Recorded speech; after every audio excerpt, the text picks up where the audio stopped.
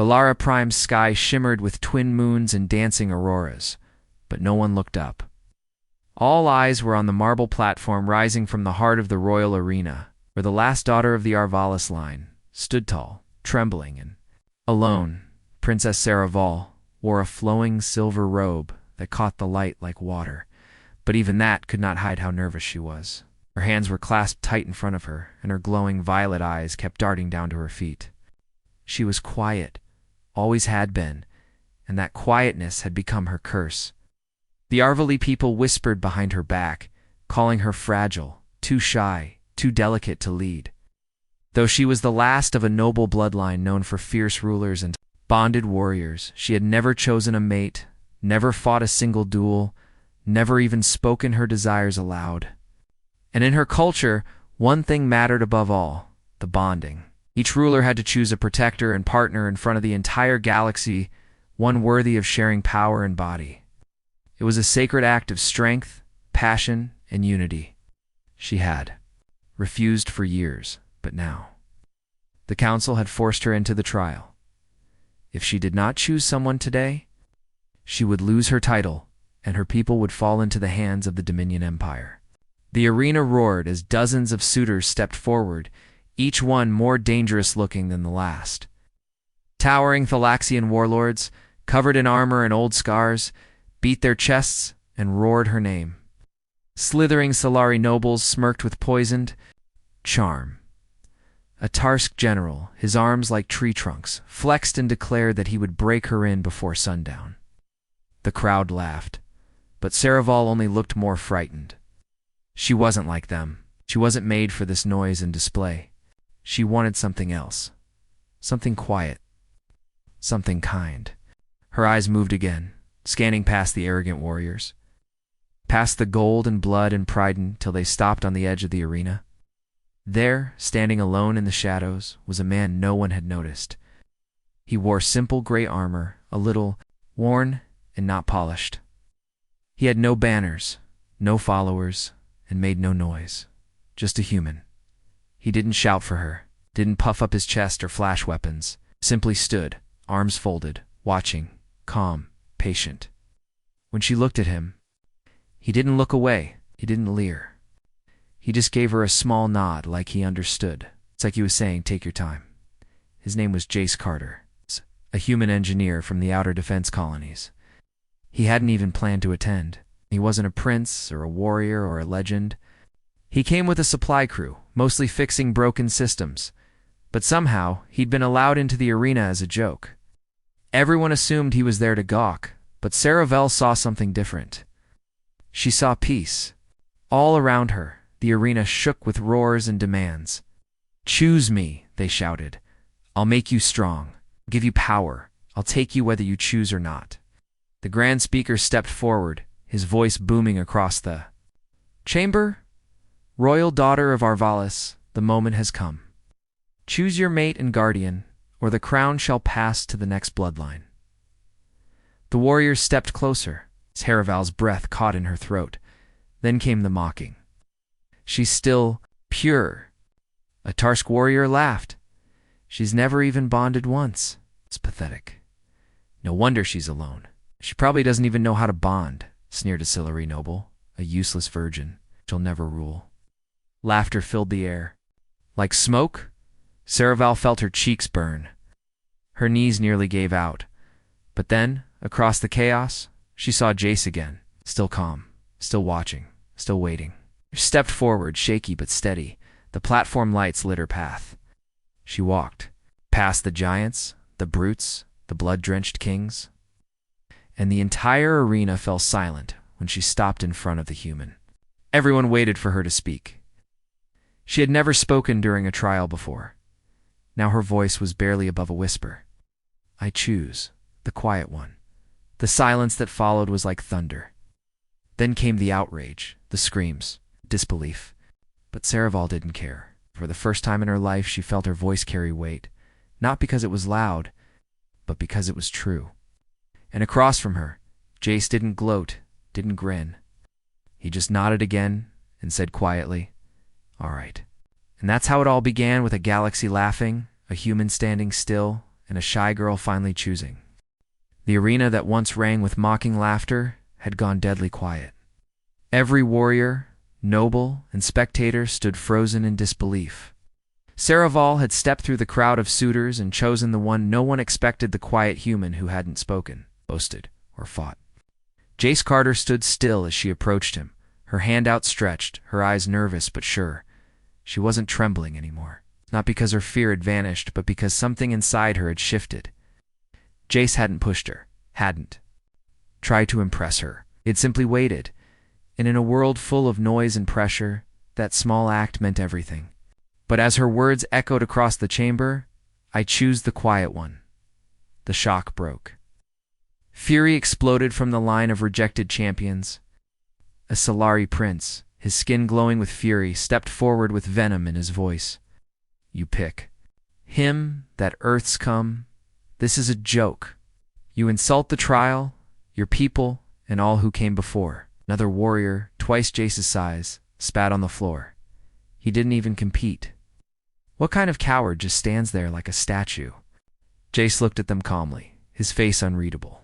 He wasn't a warrior by training. He fixed things, machines, engines, systems. But something about the way he stood made it clear he wasn't scared.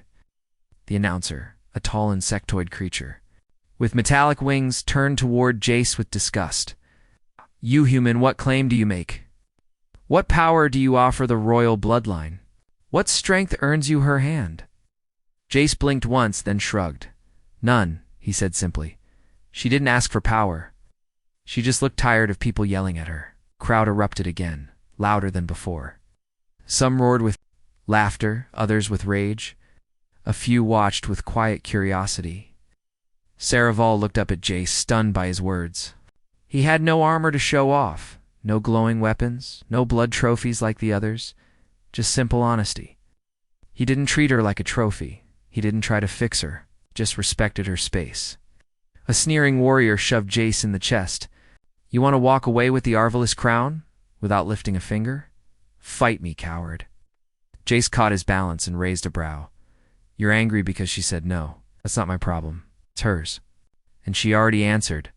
A hiss of rage followed. The Solari prince lunged, lightning crackling through his fingers. But Jace moved quickly, ducking and spinning to the side. With a quick step and a well-placed twist of the arm, he threw the prince to the ground, using the alien's own momentum. The crowd gasped. Jace hadn't punched. He hadn't used weapons. He had simply used the attacker's strength against him. Quiet, efficient, sharp. Saraval's heart thudded in her chest. She had seen so many warriors fight to dominate, to crush, to prove themselves. But Jace didn't want to crush anyone. He only acted when forced, and even then, it was clean and calm.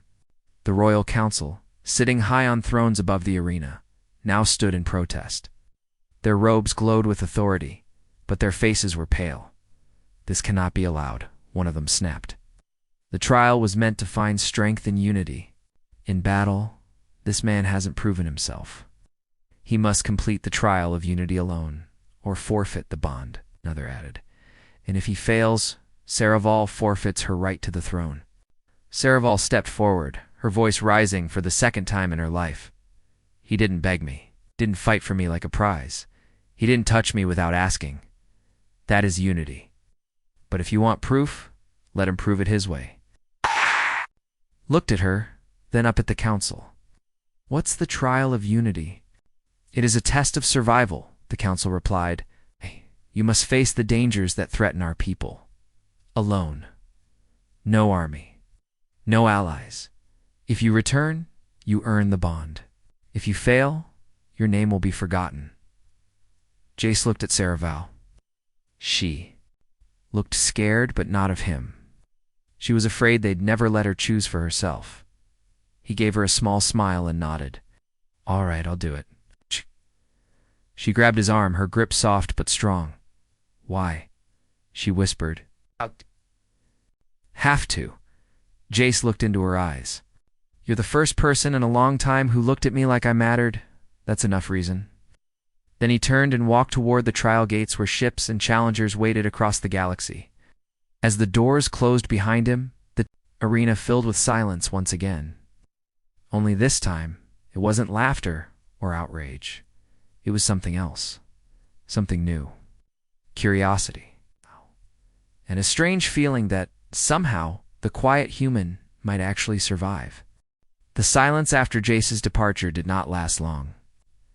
Fury boiled over in the arena as the suitors who had been rejected realized the truth they had been cast aside not by force or status, but by a shy girl's quiet voice and a human's calm gaze.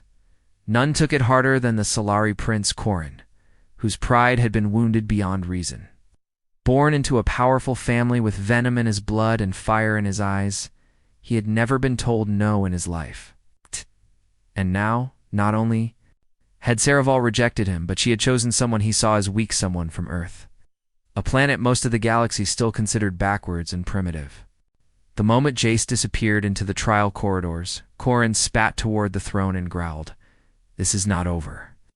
Then he leapt from the arena stage, charging through the crowds and storming toward the royal chambers. He demanded Saraval be brought before him. He wanted her to apologize, to reverse her choice, to kneel. The guard stopped him, but his voice carried, "She's just a child playing queen. A scared little virgin who doesn't know what she needs." Inside her private chambers, Saraval heard every word. She sat by the window, staring at the stars, her arms wrapped around her knees. The laughter, the insults, the way they used her purity like a weapon, it all echoed in her mind. All her life, she had been taught to stay quiet, to wait for the right moment to be perfect. But now she realized perfect had never been enough. Not for them, not for the council, not for the warriors. Only Jace hadn't cared about that. He hadn't tried to change her. He hadn't tried to claim her. He just stood there, calm, listening, waiting for her to speak. And when she did, he had believed her. That small memory became her strength. She stood up, walked to the balcony, and faced the shouting crowds below. "He is not weak," she said quietly. "He is the only one strong enough not to need to prove anything." The guards tried to pull her back, but she raised a hand and the ancient Arvali glow lit her skin. For a moment, the whole crowd fell silent again, confused and unsure. Meanwhile, across the stars, Jace was already facing the first steps of the trial of unity. It was not a ceremony, but a survival challenge designed to break the strongest of warriors. His first destination was the acid swamp moon of Griv, where sharp rains sliced the skin and predators lived in every pool. He crash-landed on the surface in an old shuttle barely held together by rust and luck. There was no help, no guide. The planet was wild and cruel. But Jace did not panic. He moved with quiet focus, using scraps of metal to patch holes, using moss to protect his skin from the acid. He hunted small creatures carefully and built shelter from tree bone and dried hides. He didn't fight the world, he adapted. On Valara Prime, the council continued to mock Saraval's choice, claiming Jace would not last even a single cycle. "He's no warrior," they said. "He doesn't deserve your light." But she didn't argue. She simply returned to her starlit chamber, watched the skies, and whispered to herself, "You don't need to fight them, Jace. Just come back to me." The days passed, and word began to spread. Jace had survived Griv. He had moved on to Draxus, the gas giant with gravity storms that crushed ships. There, he had hijacked a rogue war frigate and used its systems to send a coded message, just a short one, still standing. The message arrived in Saraval's chamber late at night. She pressed her fingers to her lips and smiled. "Oh, no one." Elle saw it, but the council noticed her eyes glowing stronger each day. It was ancient Arvali magic power that awakened only through real connection. They were frightened by it, and they had reason to be. Back in the arena, the other suitors began to vanish, one by one. Some tried to follow Jace into the trials to prove themselves better. None returned. Some accused Saraval of cheating, of using forbidden charm to sway the human. "You enchanted him," Corin hissed. "You bewitched him with your false tears." But Saraval shook her head. "I didn't ask him to do anything. He chose to stand by me. That's something you'll never understand." Then came the council's final blow, a decree. If the human fails the final test, he dies. And your right to rule ends forever. Saraval didn't flinch. She looked toward the stars once more.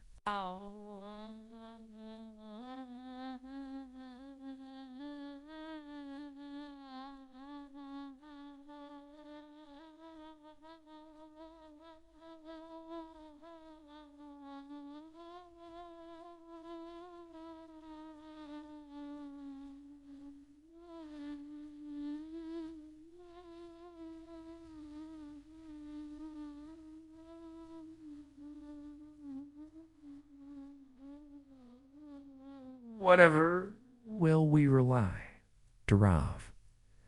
The writer I'll be aliving to wire a wider wire I'll rick or red I'll ren fire and storm, not for power, not for glory, but for her. She had never asked him to.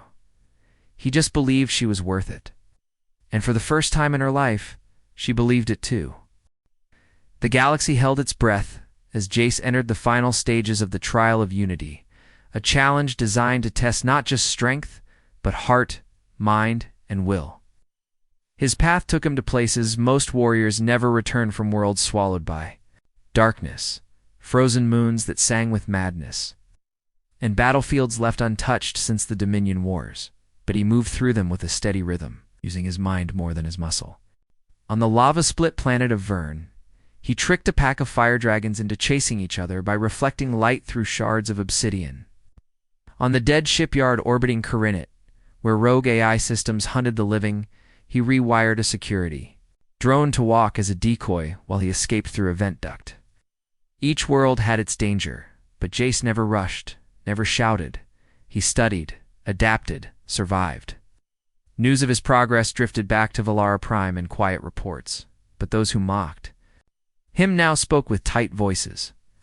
The suitors, who once stood proudly in the arena, began to avoid the topic. Even the council had grown uneasy. This human, with no noble blood, no power aura, no grand armor, he was doing what none of their finest warriors had managed. Listen to every update in silence, sitting near the crystal window of her tower, her fingers tracing star maps while her mind floated far from the palace. She imagined him walking through the storms, fixing what was broken, solving each deadly problem like a puzzle. Not because he wanted to be famous, but because he had promised her. That promise lived in her chest now, warming her in ways she had never known. She didn't need guards or tutors anymore. She didn't want fake suitors or a throne given by force. She just wanted one man to come back alive. But peace never lasts in the galaxy, and far beyond Valara's borders eyes were watching. The Dominion and Empire of warlords and machines had seen the news of the bonding trials and the growing strength of the shy princess. They feared what her full powers might become if awakened. They feared her choice, especially the human. So as Jace prepared for his final test, the Dominion launched an attack. Their fleets surged from the dark edges of space, breaking past border defenses like teeth through cloth. Their target was clear: Valara Prime, Saraval's homeworld, her palace, her life. The council panicked, sending calls for help that went unanswered. They had enemies everywhere. Now they turned to Saraval, asking her to step aside, so they could name a new ruler, someone battle-ready. Oh, but she stood taller than ever before. I will not step aside. I will not run. Her voice was quiet, but sharp as a blade. As the first wave of Dominion cruisers darkened the sky, the council ordered evacuation. Saraval refused. She climbed to the roof of the palace and faced the storm with her hands glowing faintly. But then, a sudden message broke through the defense. Grid. A strange signal. Human code. Stolen Dominion warship shot through the clouds like a thunderbolt. It was battered, smoking, and half of it looked patched with welded scraps, but it flew fast and true. The fleet's sensors blinked in confusion. Unidentified ship broadcasting Earth frequencies. Unknown. A calm voice came through. This is Jace Carter. I'd recommend lowering your weapons unless you want your command ship's AI overwritten in the next 10 seconds. The Dominion commanders laughed until their ship's lights went dark. Systems shut down. Shields collapsed. Their own ships turned on each other. One by one, explosions lit up the sky. Jace had hijacked the enemy's tech from the inside. He had studied their code during his trials, hidden inside a burnt satellite ring near Draxus. He knew their language no end. He used it like a weapon. Saraval watched from her tower, her hands pressed over her heart. He came back. He hadn't just survived. He'd returned with fire. She ran down the stairs, robes flowing behind her, through the smoke and trembling halls. As the Dominion fleet scattered in chaos, Jace landed his hacked warship right in the palace courtyard. He stepped out, his face covered in dust and heat, eyes scanning until they locked with hers. "Miss me?" he asked with a tired smile. She ran into his arms without thinking, and for the first time in her life, Saraval felt what safety really meant. Not silence, not control, just someone who came back. Not to win her, not to claim her, but to keep his word. ChatGPT said, the skies over Valara Prime still flickered with smoke and fire as the last of the Dominion ships retreated. Their systems broken, and their formations shattered by the quiet human who had returned from the edge of the galaxy. Chase. Carter stood in the palace courtyard, his boots covered in ash, his armor dented and burned, but his eyes were calm. He had come back not just alive, but stronger. Saraval held his hand tightly as the royal guards and council members stepped out, their faces pale with confusion and disbelief. Just hours before, they had called him weak. Now they watched the Dominion fleet crumble because of him. But the battle wasn't over. From orbit, a second wave of ships began to appear, larger ones, with darker hulls and heavy weapons. These weren't raiders or scouts. These were full Dominion destroyers, and behind them moved a command dreadnought shaped like a massive claw. Known across the stars as the Grave Hand, the galaxy had seen cities vanish under its shadow. It was not just a warship, it was a symbol. And now it was coming for Valara Prime. Inside the palace, panic grew. The council shouted over one another, demanding emergency meetings and evacuations, but Saraval didn't leave. She stood beside Jace on the high balcony, staring at the sky as the massive enemy fleet approached. "We can't stop that," one of the generals whispered. "We don't have enough firepower, not even with the outer defenses." Jace didn't argue. He knew they were right. His stolen ship had bought them time, but it couldn't fight a dreadnought. He looked at Saraval, whose fingers now glowed with that soft inner light again, the mark of the Arval bloodline. She was born with power, but she had never fully used it. Not because she didn't have strength, but because she had never believed. She could. "You have something they don't," Jace said gently. "They fight with weapons. You fight with something stronger." She turned to him, uncertain. "I don't know how. No one ever taught me." Jace gave a small smile. "Maybe you don't need anyone to teach you. Maybe you just need someone to believe you can." Those words struck deeper than any training ever had. With Jace beside her, Saraval stepped forward, climbing the ancient stairs to the top of the spire of Vale, the oldest part of the palace, where the very first Arvali rulers once stood to awaken the flame. The wind howled around them as the sky darkened. The Grave Hand moved into view, its shadow swallowing stars. Below, the people of Valara watched, frozen with fear. From the top of the spire, Saraval raised both hands, and for the first time, she didn't hold anything back. The glow from her body grew brighter, rising from her skin like stardust. Her voice rang out, not loud, but clear. "I am not afraid. I am not ashamed. This is my world, and I will protect it." Energy surged around her, drawn by something ancient and powerful, the true flame of the Arvali. It had slept for generations, waiting for a ruler who would call. It not with pride or rage, but with love, with truth, with courage. The light spread across the sky, golden and fierce, touching the city, then the mountains, then rising up into the air like a living shield. The first wave of the dreadnought's attack, a blast beam that could crack planets, struck the light and shattered harmlessly. The people below gasped. The light held. On the balcony, Jace watched in awe as Saraval floated slightly above the spire, her hair flying in the wind, her hands glowing brighter than the stars. She wasn't just a princess now, she was the heart of her world. The Dominion ship fired again and again, but nothing broke through. Then, with a final cry, Saraval released the power. A beam of light shot upward from the spire, striking the grave hand in the center. The ship shook, its systems faltering, its metal screaming. Then it exploded in silence, torn apart by light and truth. The remaining Dominion ships scattered, their will broken. They had come expecting a weak girl and a foolish human. What they found instead was something they couldn't fight, something they had never understood: unity. When it was over, Saravel slowly floated back to the stone platform, her legs shaking. Jace was there before she fell, catching her with steady arms. "You were amazing," he whispered. She rested her forehead against his. "I was afraid." "We all are," he replied. "But you still stood. That's what matters." And as the stars cleared, and the people of Valara knelt below them, Saraval and Jace stood side by side, not as warrior and queen, not as savior and prize, but as two hearts that had chosen each other in the quiet, and turned that quiet into something the whole galaxy could hear. As the light faded from the sky, and the final pieces of the destroyed Dominion dreadnought rained down like harmless sparks, the city of Valara stood in stunned silence. People came out of their shelters, eyes wide, faces tilted toward the spire.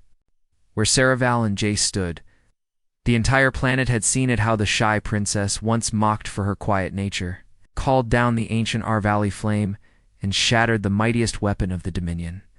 But while the people cheered and sang her name below, danger still lingered in the shadows of power. Inside the palace, the royal council, rattled and humiliated, held a secret gathering.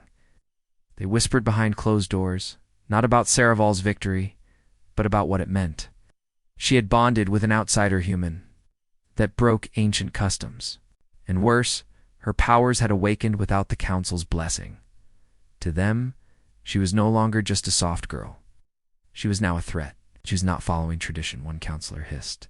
"She listens to him, the human, more than us," another added. "What if she turns that power against us? She might replace us all." Their fear turned to plotting. That same night, while Saraval rested in her chambers, the glow of the flame still faint on her skin, the council sent an elite squad of armored guardians to take her into custody for safety and questioning. But they hadn't expected Jace to be there. He had stayed by her side, not to guard her, but simply because he knew she still didn't feel safe. When the doors burst open and the guards charged in, Jace stood between them and Saraval without hesitation. His pulsablade slid into his hand like a memory, and his eyes narrowed. "She's done nothing wrong," he said calmly. "Back away." The guards laughed, armored and confident. "Stand down, human. Shh, you don't belong here." Jace didn't flinch. Neither do tyrants hiding behind law. The room exploded into action. Energy blades clashed, sparks flew, and walls cracked under the force of impact. Jace moved like he had in the trials, smart, fast, precise. He wasn't the strongest, but he knew how to fight smarter than his enemy. He ducked, disarmed, and redirected. Still, he was outnumbered. When one blade slashed his side, he stumbled, and 3 more guards moved in. Saraval screamed. In that moment of fear, something inside her rose again. The flame brighter, faster, deeper, it poured through her veins like firewater. She raised her hands, and the guards froze in place mid-strike, their weapons turning to dust. "No more," she said, her voice shaking but firm. "I will not be your puppet." The guards fell back, eyes wide with fear. Jace fell to one knee. Clutching his bleeding side, Saraval rushed to him, her hands glowing with soft blue light, the flame now bending not for war, but for healing. She pressed her palms to his wound, and the light flowed into him, sealing the cut. Tears ran down her cheeks as she whispered, "You keep standing for me, but I need to start standing for you too." Later in the council chamber, Saraval appeared not as a frightened girl, but as a queen wrapped in light. Her voice echoed through the stone walls. "This council has ruled through fear and tradition, but I have seen another way.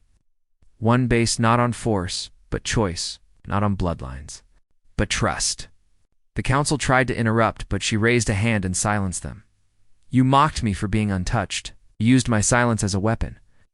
But in that silence I found someone who listened, someone who let me choose, and I did." She turned toward Jace, who stood at the edge of the chamber, a fresh bandage on his side, but his chin high. He never asked for my power. He never reached for my throne. He only stood when no one else did. That is what makes a partner not blood, not battle scars, but respect. Then she stepped forward and took his hand. I will not hide this bond. He is mine, and I am his. The people watching from the balconies above erupted into cheers. The council could say nothing more. The law had been followed. The trial had been completed. Power had awakened. And the people had seen who truly led them. Jace looked at Saraval, his hand still in hers. You don't owe me anything, he said quietly. She smiled, tears glimmering again. I know. That's why I choose you every time. Moment, there was no throne, no trial. No war, just a girl who had once been mocked for being quiet, and a man who had waited for her voice, and answered it with his heart.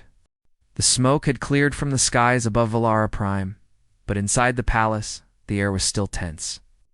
The people had seen the truth with their own eyes. Saraval, the quiet princess no one believed in, not only awakened the ancient Arvali flame, but had saved the planet from destruction.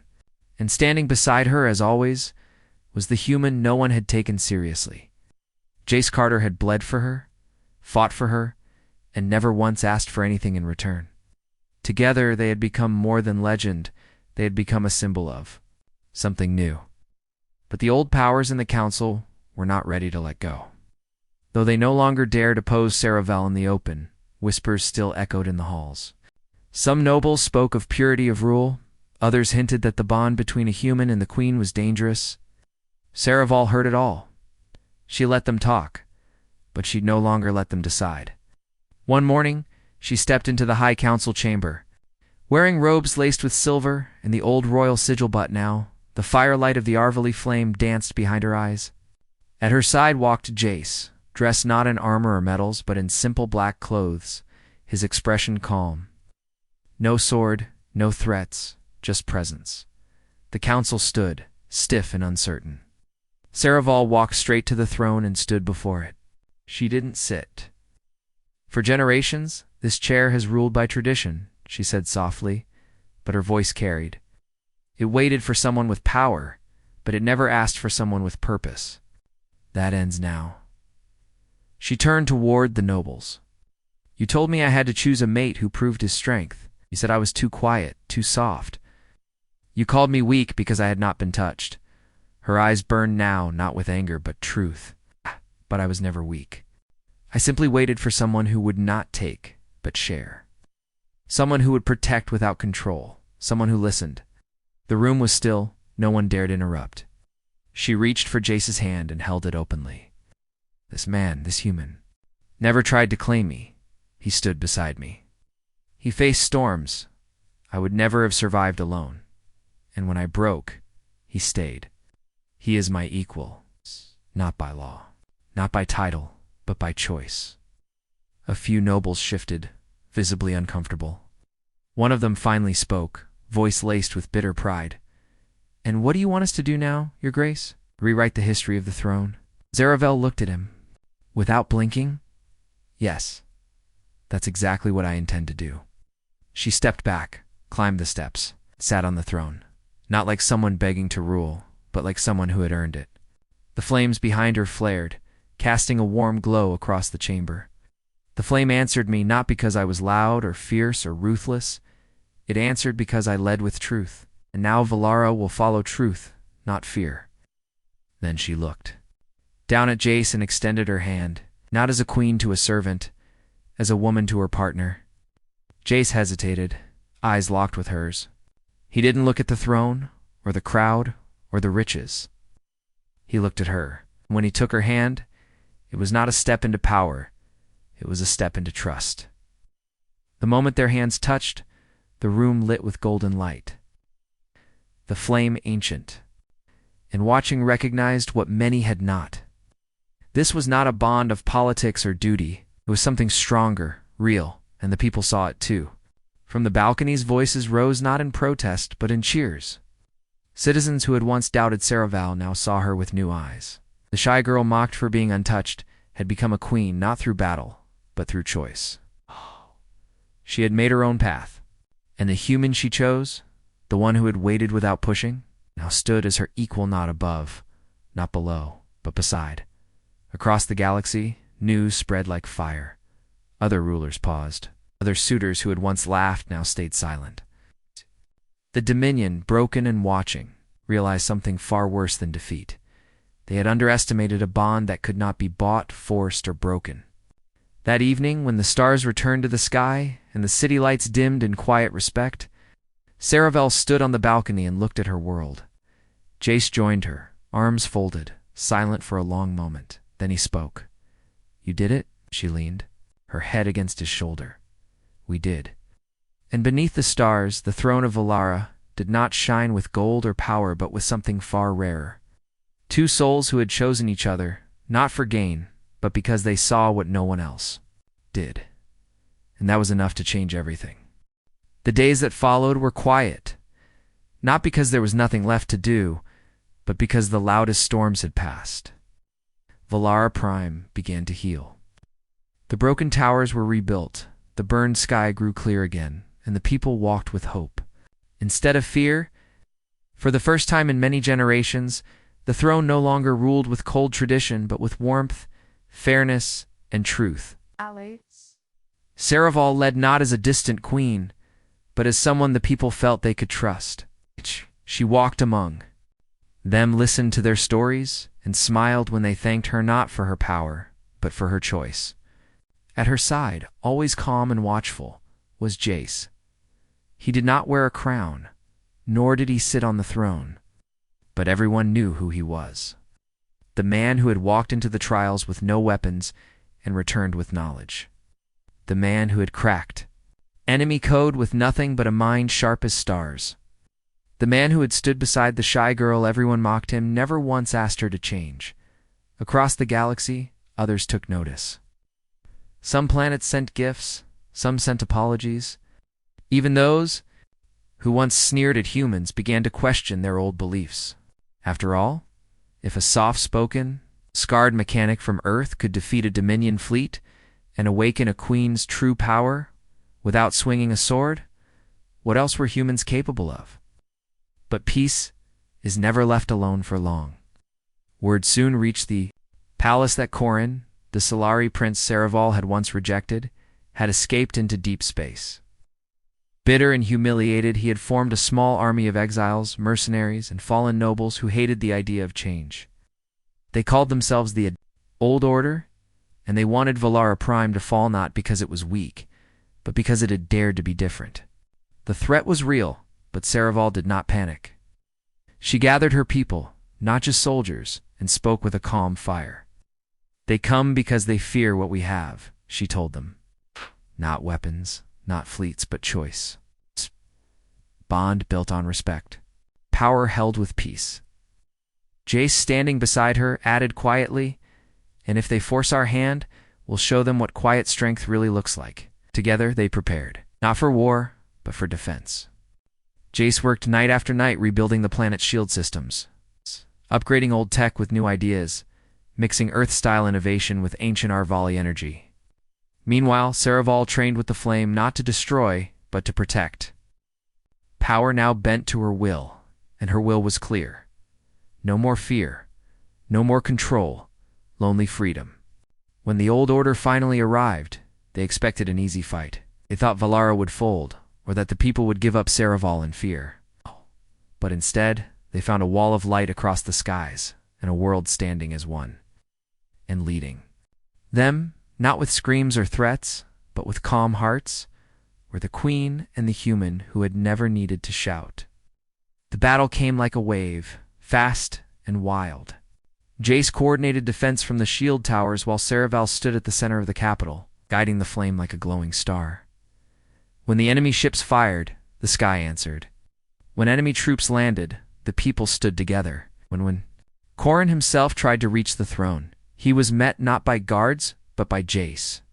Standing in the same spot he had first stood months ago, Corrin laughed, but it was bitter and cracked. "You still playing the silent fool?" Jace's answer was simple. "Still standing?" The two fought brutal fast, a storm of energy and speed, But it was not Jace's strength that won. It was his patience. He waited for Corrin's pride to break his guard. When it did, Jace disarmed him without drawing blood. "She never chose you," he said. "Not because you were weak, but because you never listened." Corrin was taken away, and the battle ended not with screams, but with quiet cheers. Peace had returned not because of crushing power, but because of hearts that refused to give up.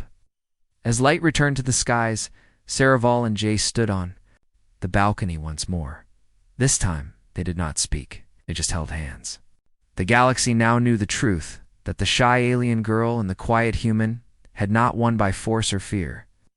They had won by waiting, believing, and choosing each other. And that, more than any army, had saved a world. That silence they had. Built something unshakable, a home, a bond, and a future. And the stars for once watched in peace.